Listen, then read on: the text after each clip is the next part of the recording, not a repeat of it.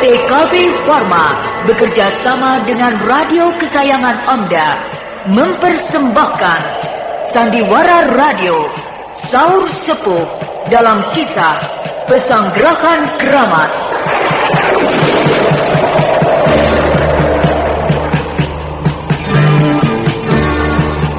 Disajikan oleh Proma obat mah hijau dan Kalpanax obat penyakit kulit yang ampuh khasiatnya.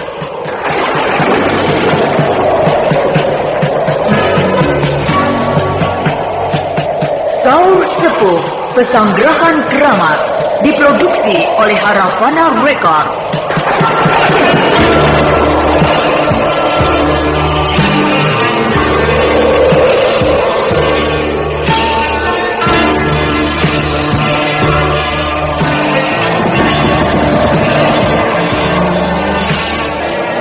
Naskah karya Niki Kosasih dengan sutradara Indra Mahendra.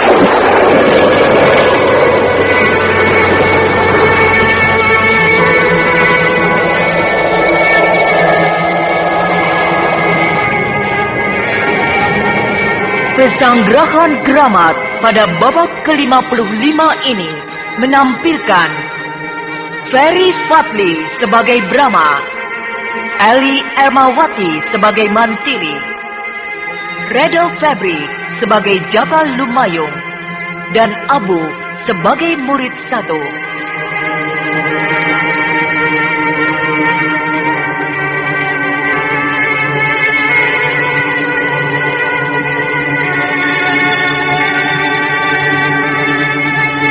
Inilah Pesanggerahan Keramat babak ke-55.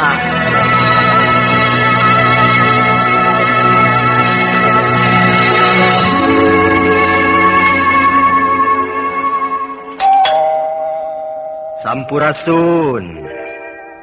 Nama saya Ferry Fadli, pemeran Brahma Kumbara.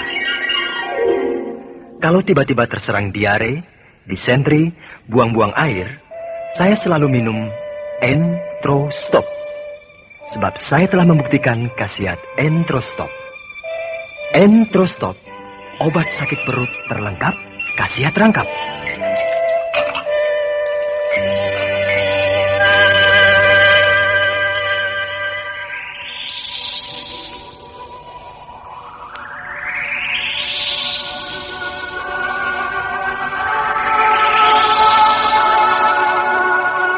Pada babak terdahulu diceritakan, di dalam pertarungan antara Mantili dengan Kijara dan Lugina, dan di saat Mantili dalam keadaan genting, jiwanya terancam oleh gempuran ajian Waringin Sungsang, telah ditolong oleh Brahma.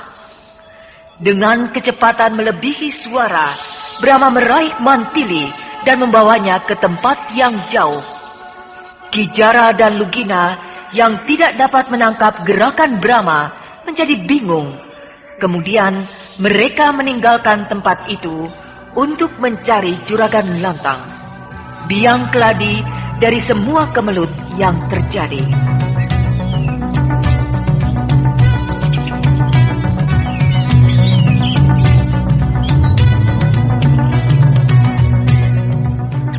Selanjutnya, Brahma mengobati luka-luka Mantili.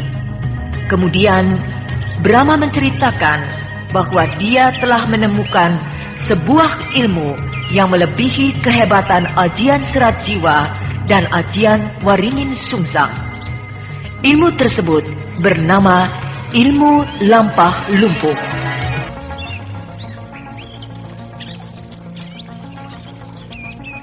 Saya kira Kakang pergi ke Madangkara untuk mengejar para perusuh, termasuk Kijara dan Lugina. Tapi ternyata untuk mencari ilmu yang dapat mengalahkan ajian Serat Jiwa dan ajian Waringin Sungsang. Tujuan utama memang awal mulanya untuk memburu para perusuh. Dan perhatianku aku tujukan kepada Kijara dan Lugina. Tapi setelah aku mendapat penjelasan dari Kidemang Cempaka, maka aku urungkan niatku itu. Kidemang Cempaka? Berarti Kakang Brahma pernah singgah di Kademangan Cempaka. Di Sungai Gantar, aku berjumpa dengan Bukarti. Dan dia memberikan keterangan bahwa Ki Jara dan Lugina ada di Kademangan Cempaka. Maka dengan segera aku pergi ke sana. Jadi Kakang juga rupanya sudah bertemu dengan Bukarti? Iya. Kenapa tidak Kakang tangkap? Saat itu, aku belum punya bukti kuat untuk menyalahkan dia. Ki Demang Cempaka telah bersumpah kepada Dewata yang agung bahwa bukan Ki Jara dan Lugina yang merusak dan membakar gua pantai selatan. Iya, aku percaya. Tapi selanjutnya aku menjadi sangat terkejut. Dengan jujur Ki Demang Cempaka membeberkan peranan Ki Jara dan Lugina yang berniat untuk meruntuhkan kerajaan Madangkara dari dalam. Iya, saya sudah tahu. Ki Jara sendiri yang mengatakannya kepada saya. Hebat juga dia. Berani membuka rahasianya kepadamu. Mungkin pikirnya saya akan segera dapat dibunuh, sehingga rahasia dirinya terbawa mati oleh saya. Iya. Setelah itu, lantas apa yang Kakang perbuat? Aku sadar bahwa untuk mengalahkan Ki Jara terlalu sulit. Ilmu kadikjayaannya terlalu tinggi. Aku harus mencari jalan lain. Lantas ingatanku melayang kepada Kakang Jakalumayung, bahwa Kakang Jakalumayung pernah berkata kepadaku, setelah kami turun dari puncak Gunung Saba, akan berusaha menciptakan sebuah ilmu yang dapat mengalahkan ajian Waringin Sungsang. Lalu Kakang pergi ke Pajajaran? Iya. Secepatnya aku pergi ke Pajajaran untuk menemui Kakang Jakalumayung. Pantas. Kakang menghilang sekian lama. Aku berpikir mudah-mudahan Kakang Jakalumayung sudah menemukan ilmu tersebut. Lalu, bagaimana hasilnya? Begini.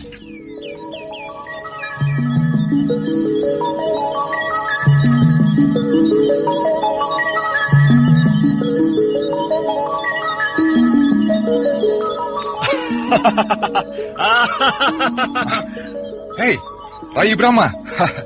Kebetulan. Ayo masuk. Aduh. Hampir aku berangkat ke Madangkara. Untung kau cepat datang, sehingga kita tidak berselisih jalan di perjalanan. Aku tahu kau menertawakan aku, karena aku sedang membaca buku. Baru kali ini saya melihat Kakang Jaka membaca buku. Lucu. Ya, memang kau saja yang bisa jadi kutu buku. Aku juga bisa. Sejak kapan Kakang mulai gemar membaca? Ya, sejak aku penasaran tidak bisa mengalahkan ajian Waringin Sungsang. Oh iya? Tapi sulit sekali, Rai Brahma. Jadi Kakang belum berhasil menemukan sebuah ilmu yang bisa melebihi kehebatan ajian Waringin Sungsang? Kau juga belum, ya kan? Ya, memang sulit Kakang. Coba baca buku ini. Iya. Jalan ke Nirwana. Waduh, judul buku ini hebat benar. Apakah isinya juga sehebat judulnya? Jangan gegabah. Baca siapa penulisnya. Prabu Siung Wanara. Oh, Prabu Siung Wanara, Raja Kerajaan Galuh Pakuan. Oh, buku ini buku yang sangat penting. Kenapa Kakang tidak memberitahukan saya kalau Kakang punya buku seperti ini? Aku juga dapat pinjam, Rai. Pinjam? Iya, pinjam dari Ranggaweni. Kakang sudah tamat membaca buku ini? Tentu saja. 3 kali aku tamat membaca buku itu. Wah, hebat sekali. Ya, hanya tamat membaca saja. Mengerti tidak? Oh. Berulang-ulang aku membaca buku itu. Sampai tamat 3 kali. Tapi bukannya mengerti, malah menjadi bingung. Apakah berbelit-belit? Ya, aku tidak tahu. Tapi coba bacalah sendiri. Iya.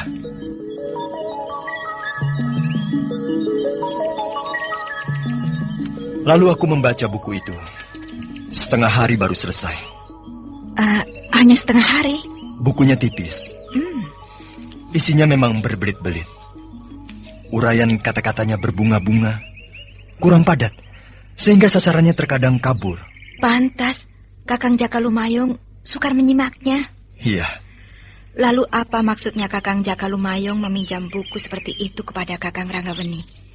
Apakah di dalam buku itu ada petunjuk untuk bisa mengalahkan ajian Waringin Sungsang? Kakang Jakalumayung mengadu kepada Ranggaweni. Katanya telah muncul sebuah ilmu baru yang paling hebat. Namanya ajian Waringin Sungsang. Ilmu kadikjayaan apa saja tidak akan menang melawan ajian Waringin Sungsang.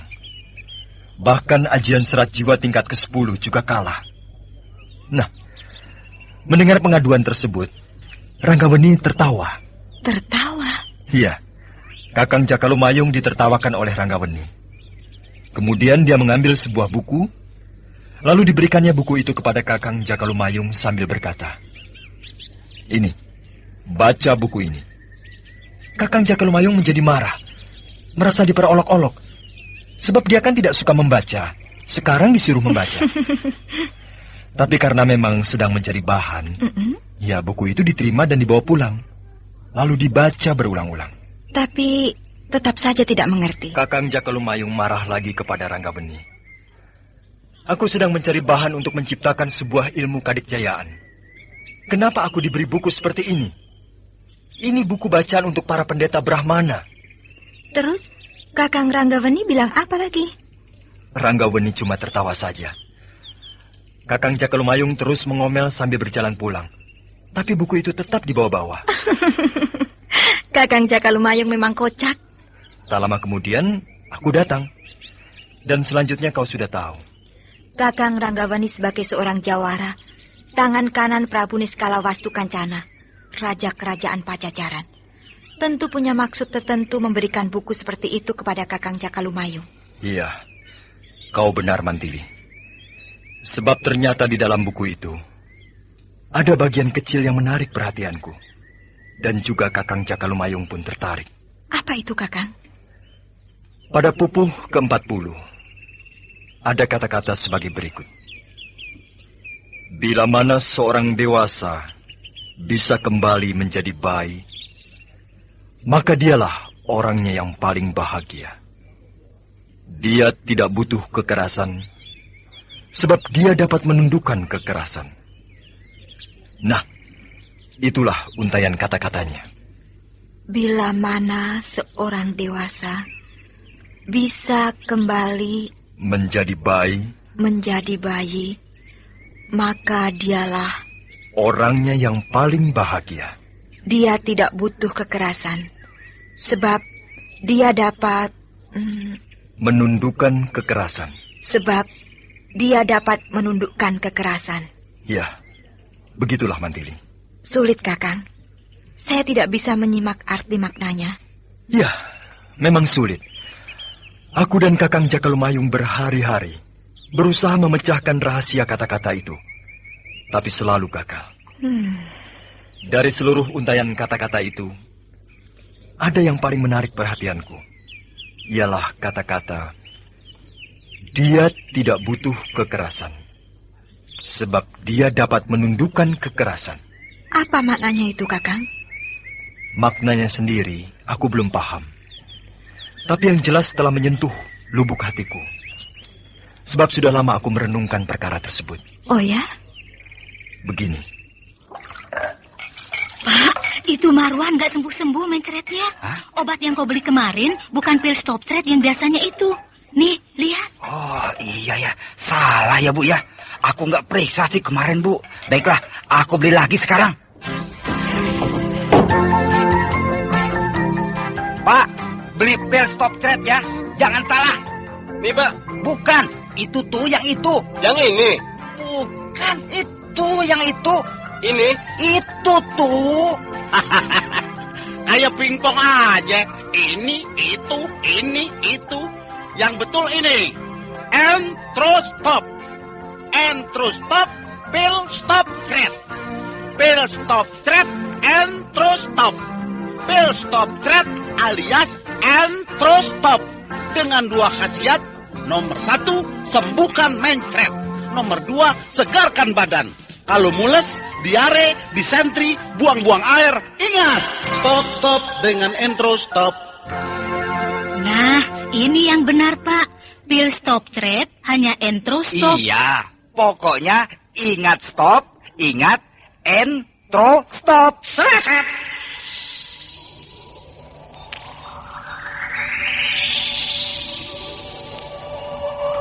Aku menyaksikan semua jenis ilmu kadikjayaan. Dari mulai tingkat paling rendah sampai kepada tingkat yang paling tinggi. Semuanya bersifat merusak, membunuh, dan membinasakan orang. Bahkan ajian serat jiwa dan ajian waringin sungsang pun, dua jenis ilmu kadikjayaan yang paling tinggi pada zaman ini, dua-duanya bersifat merusak, membunuh, dan membinasakan sesama umat manusia.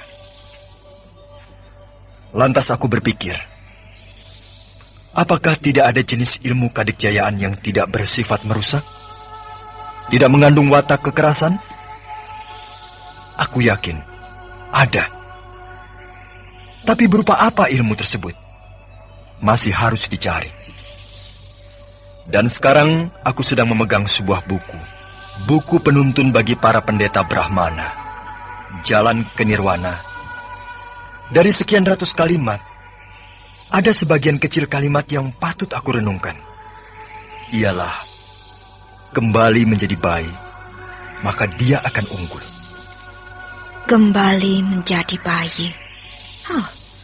Mana mungkin kita yang sudah tua ini bisa kembali menjadi bayi? Mustahil. Bisa. Bisa? Ya. Kau jangan jadi tidak waras, Rai Brahma. Kau mau melawan kodrat. Sekarang kau sudah tua, lantas mau kembali menjadi bayi.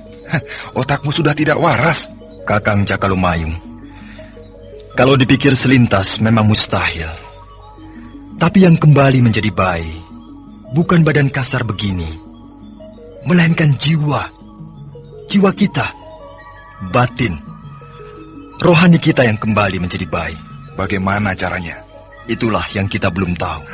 Bikin pusing kepala saja. Kakang Jaka, bayi di sini bukan berarti bayi orok yang sering kita lihat, tapi bayi yang suci. Iya, bayi memang suci. Itulah yang harus kita miliki.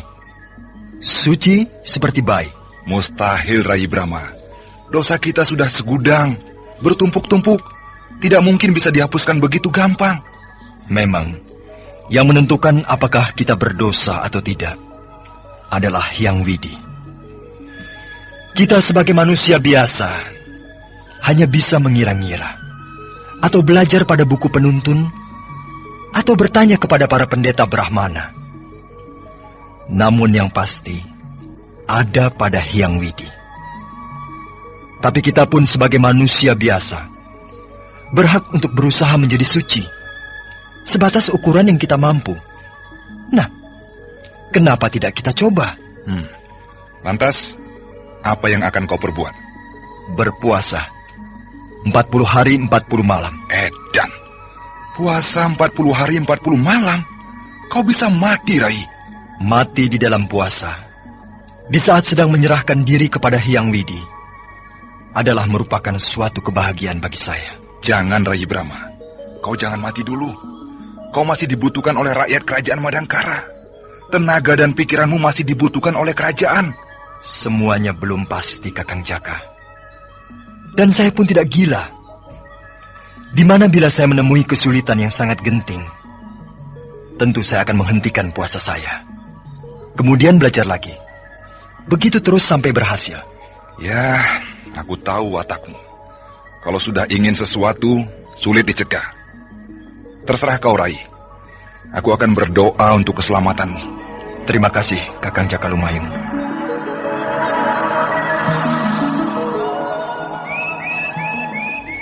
Demikianlah Mantili. Aku kemudian berpuasa selama 40 hari 40 malam. Kakang terlalu berani. Di padepokan perguruan ajian serat jiwa milik Kakang Cakalumayung itu, ada sebuah kamar, tempat bersemedi. Di kamar itulah aku ngebleng, mati raga.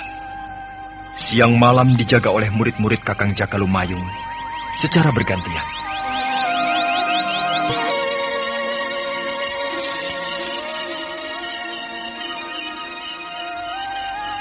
Bagaimana keadaannya? Guru, Bagaimana keadaan adikku Brahma Kumbara? sudah rebah, Guru. Rebah? Benar, Guru. Ya, coba aku lihat. Dia sekarang sudah rebah ke lantai. Kedua matanya terpejam. Tubuhnya terlentang, membujur kaku. Ya, Brahma Brahma seorang yang lembut, tapi hatinya keras bagai baja. Keadaannya sangat menyedihkan. Tubuhnya menjadi kurus kering. Tapi aku bisa merasakan tarikan napasnya yang sangat lemah. Guru, apakah Tuanku Brahma tidak akan meninggal? Tidak, Sanja. Kau tidak usah cemas. Jaga saja dia baik-baik. Baik, Guru. Pertama-tama dia mengambil sikap duduk bersila. Kedua tangannya terkatup, menyembah dengan hikmat. Setelah puasanya lewat 10 hari, kedua tangannya jatuh terkulai. Setelah 20 hari, kakinya yang bersila menjadi selonjor, lurus ke depan. Dan tubuhnya terkulai dengan kepala hampir menyentuh lutut. Lalu setelah lewat 30 hari dia rebah dan tidur meringkuk. Sekarang setelah puasanya lewat 37 hari, dia sudah terlentang. Sama sekali sudah tidak berdaya. Bagaikan orang mati. Tapi dia tidak mati. Ya, 3 hari lagi Brahma selesai berpuasa.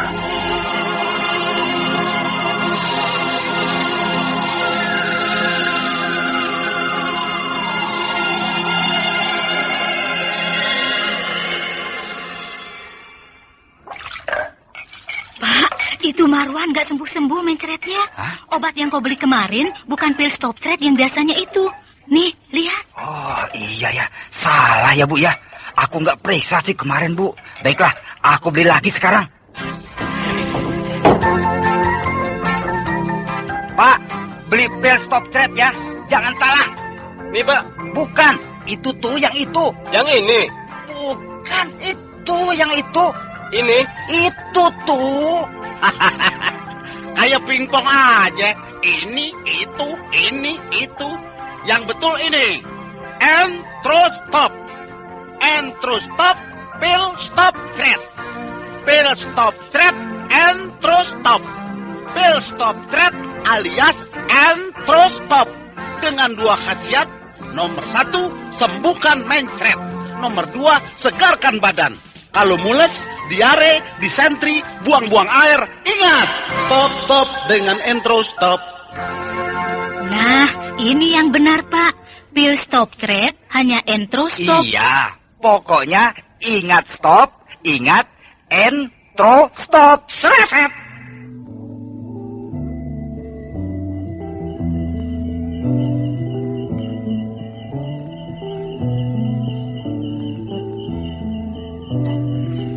Sanca, Ya. Kawil, Ya. Dumar, dan semua murid-muridku. Bakti. Ini adalah malam terakhir. Malam yang ke-40 bagi Brahma dalam melaksanakan puasa. Besok bersamaan dengan matahari terbit, 4 orang menggotong rai Brahma dan membawanya ke sini. Letakkan dia di tengah-tengah ruangan utama ini. Bakti, Guru. Sekarang, kalian semuanya berjaga. Siap siaga di sekeliling kamar suci. Semuanya tidak boleh ada yang tidur. Untuk menjaga yang tidak kita inginkan. Bakti, Guru.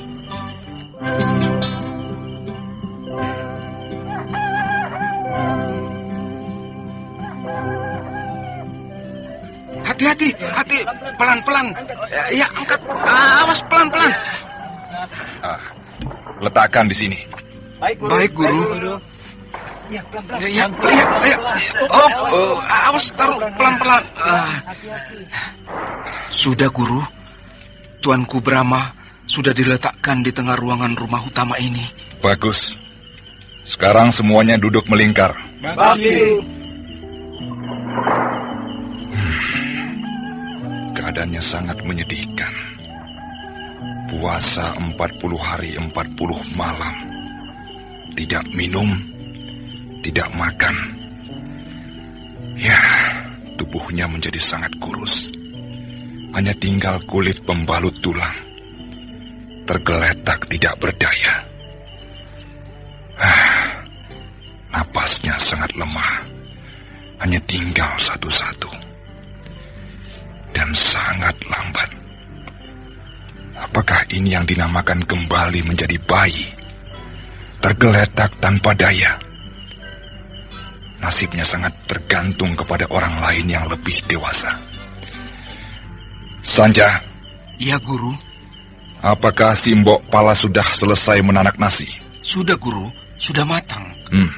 Bawa ke sini. Bakti, Guru. Ini, Guru.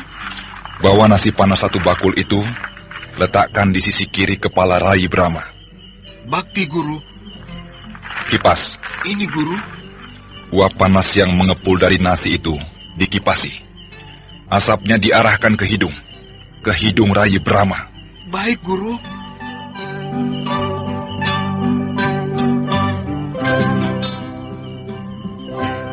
Brahma yang baru menyelesaikan puasa selama 40 hari 40 malam, ngebleng, mati raga, tanpa makan dan tanpa minum, keadaannya sangat menyedihkan.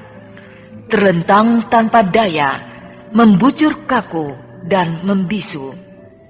Tubuhnya yang kekar menjadi kurus kering, hanya tinggal kulit pembalut tulang.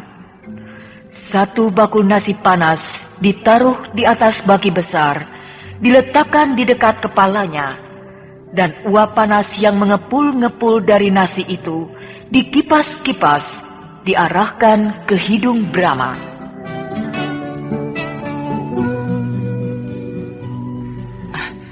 Lihat, Guru. Napasnya sudah agak kuat. Tidak lemah seperti tadi. Iya.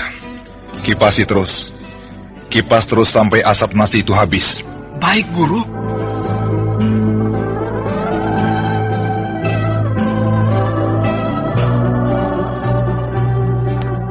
Jaka Lumayung, kakak seperguruan Brahma itu, yang wataknya keras dan pemarah, kini duduk bersila di dekat Brahma.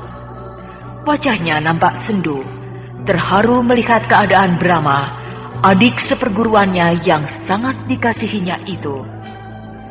Semua muridnya, murid-murid padepokan perguruan Ajian Serat Jiwa, dengan patuh duduk melingkar mengelilingi Brahma. Apa maksudnya merasuki hidung Brahma dengan uap nasi yang panas seperti itu? Apakah dengan cara seperti itu pernapasan Brahma akan pulih seperti sedia kala? Nah, pendengar yang budiman, marilah kita ikuti lanjutan serial Sandiwara Radio ini yang dipersembahkan oleh Entro Stop, obat sakit perut terlengkap khasiat rangkap.